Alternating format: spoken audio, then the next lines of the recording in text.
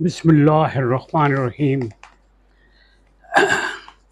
ہم آج کا جو ہاٹ ٹاپک ہے وہ ایران اور اسرائیل کی جنگ کے اوپر ہے۔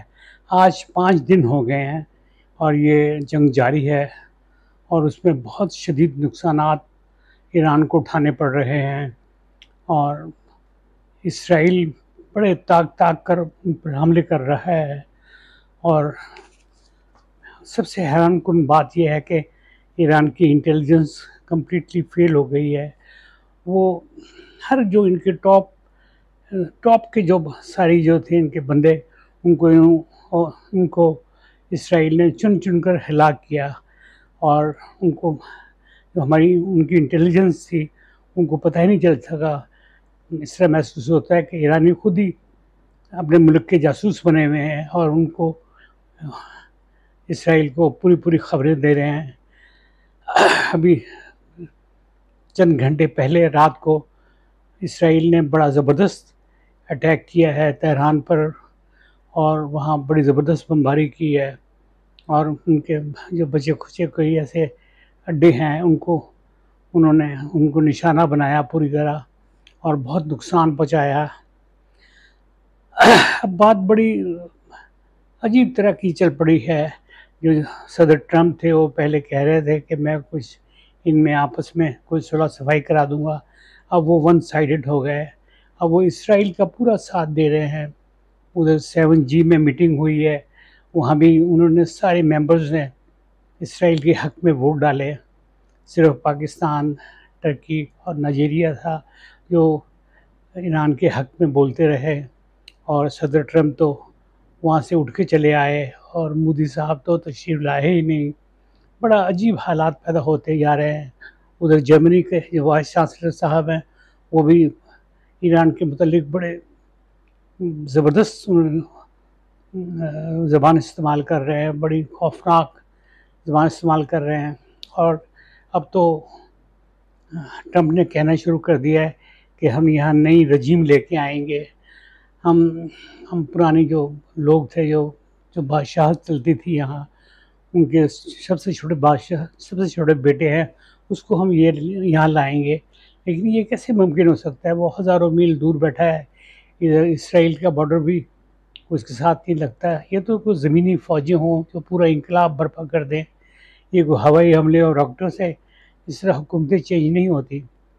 اور امریکہ کا تو پورا ایکسپیرینس ہو چکا ہے، اس نے کئی جگہوں پر ایسے حالات پیدا کیے لیکن وہ کامیاب نہ ہو سکا۔ اب دور نہ جائیں، اب افغانستان میں دیکھ لیں کہ اس نے اپنے اربوں ڈالر وہاں ضائع کر دیے لیکن اسے کچھ حاصل نہ ہوا اور پھر واپس جانا پڑا۔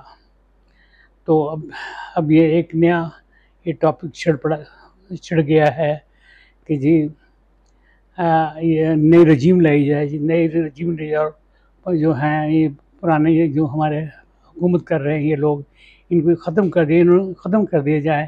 انہوں نے ایران کو آج اس جگہ کھڑا کر دیا گیا ہے جہاں تباہی اور بربادی ہے۔ ایران بھی بڑے طاق کر حملے کر رہا ہے۔ اگر وہ 25 میزائل مارتا ہے تو 3 یا 4 میزائل تو ان کے ٹھکانے پر لگتے ہیں۔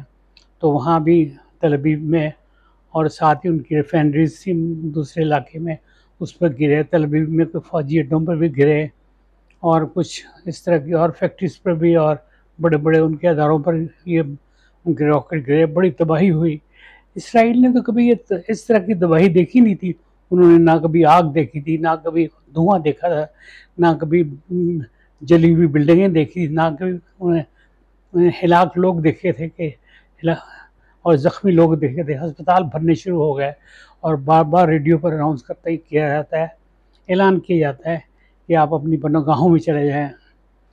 اس طرح کے حالات اب پیش آ رہے ہیں، اور یہ جو ایک لمبی جنگ کی طرف یہ سارے معاملات جا رہے ہیں۔ اب کچھ سمجھ میں نہیں آ رہا کہ کیا ہوگا۔ ایک حملہ بھی ایران نے کیا ہے کہ ان کے سارے جو اسٹیشن تھے وہ جیم کر دیے، اور اس پہ کچھ ایسی خبریں چلا دی جس سے وہ اسرائیلی اور خوفزدہ ہو گئے، لیکن وہ اسرائیل نے فوراً اس کو بریک ڈاؤن کیا، اس کو ٹھیک کر لیا۔ یہ پاکستان نے بھی اسی طرح کیا تھا کہ جب وہ انڈیا بھی پچھلے دنوں مجھے چھوٹی سی ایک دو دن کی بات چھوٹی سی ہوئی تھی، اس میں بھی پاکستان نے اسی طرح کا یہ حربہ استعمال کیا تھا۔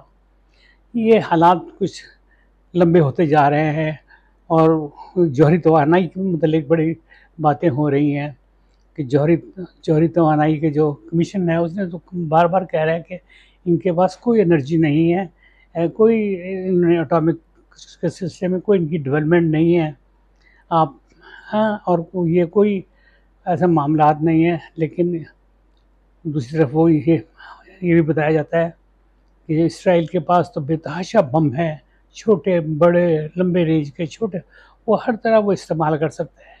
یہاں سے جو راکٹ مارتے ہیں، یہ کئی ہمارے ملک ایسے ہیں جو راکٹوں کو پہلے ہی روک لیتے ہیں، ان تک پہنچتے چند ہی رہ جاتے ہیں، جو کوئی ایک آدھے ٹکانے پہ لگتا ہے تو اس سے وہ اتنے خوفزدہ ہو جاتے ہیں۔ ابھی دیکھیں یہ آگے کہ یہ کس طرح یہ سلسلہ چلے گا۔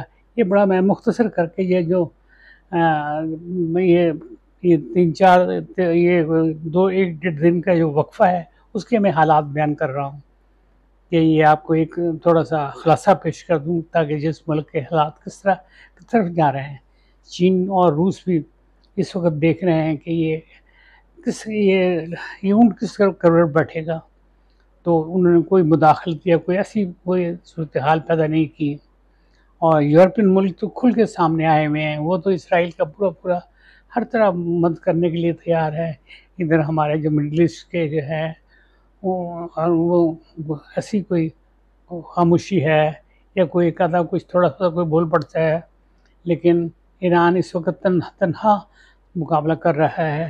ایران میں اتنی قوت ہے، وہ آگے 8 سال تک وہ عراق کے ساتھ لڑائی کرتا رہا ہے، اس کو پریکٹس ہے، ان میں بڑا وہ اسٹرانگ لوگ ہیں، وہ مرنے مرانے کے یا خون یا ان کے لیے اس طرح کی جو چیزیں ہیں وہ ایک نارمل ہیں، وہ اتنے خوفزدہ نہیں ہوتے۔ وہ راکٹ برستے ہیں، وہ چلتے لیکن ان کی مارکیٹیں، ان کے بس، ان کی ٹرینیں، ان کے جو سارے سسٹم ہیں وہ اسی دوران میں چل رہے ہوتے ہیں۔ تو اب یہ دیکھیں کیا ہوتا ہے۔ جو امریکہ کے جو صدر تھے وہ آئے اسی لیے تھے کہ میں دنیا میں لڑائیاں بند کرواؤں گا، میں امن لینے کی کوشش کروں گا۔ انہوں نے بھی آتے ساتھ ہی ایک نئے محاذ کھول دیے۔ ان کو بہت نقصان ہوگا اس چیز کا۔ ان کی ایک رسپیکٹ بنی ہوئی تھی، جو ان تھا کہ یہ جو کہتے ہیں وہ کر گزرتے ہیں، اور جو انہوں نے وعدے کیے ہوئے ہیں وہ پورے ہوں گے۔ وہ امریکی عوام پر بھی اس کا برا اثر پڑے گا کہ انہوں نے جو پرومسز کیے ہوئے تھے وہ کوئی بھی پورا نہیں کر رہے ہیں، وہ لڑائیوں میں الجھے ہوئے ہیں، اور اس طرح کے یہ واقعات ہیں۔ ایران بے شک کمزور ہو چکا ہے، لیکن وہ ابھی تک اس کے پاس ایسے اسلحہ اور ایسی چیزیں ہیں جو اس کو بڑے محنتی طریقے سے وہ استعمال کرتے ہیں، اور بڑے ٹھیک طریقے سے، تاکہ اس کو نقصان پہنچے۔ وہ تھوڑے سے نقصان کو بہت بڑا نقصان وہ جو اسرائیلی وہ مانتے ہیں، وہ بڑے گھبرا جاتے ہیں۔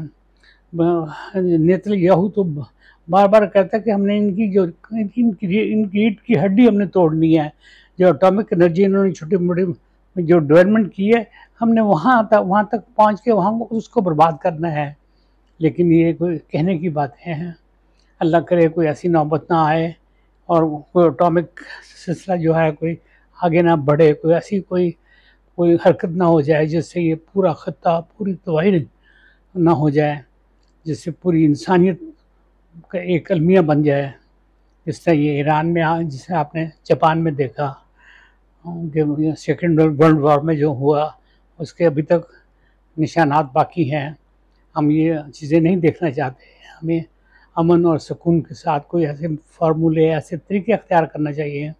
ہماری یہ ڈیولپمنٹ جو میڈیکل کی ہوئی ہے، سائنس کی ہوئی ہے، اور جو مختلف ہوئی ہیں، وہ سب زیرو ہو جائیں گی۔ ابھی فرانس میں ایئر شو ہوا، وہاں پوری دنیا کے ملک اپنے بڑے جہاز لے کے آئے تھے، اپنا اسلحہ لے کے آئے تھے جو ہوا میں استعمال ہوتا تھا۔ تو حکومت فرانس نے اپنے جو ان کا اسٹال تھا اس پہ لوگوں کو جانے سے منع کر دیا، جہاں ریفل اور مختلف جہاز اور جو ہوا میں جو چلنے والے اسلحہ تھا، وہ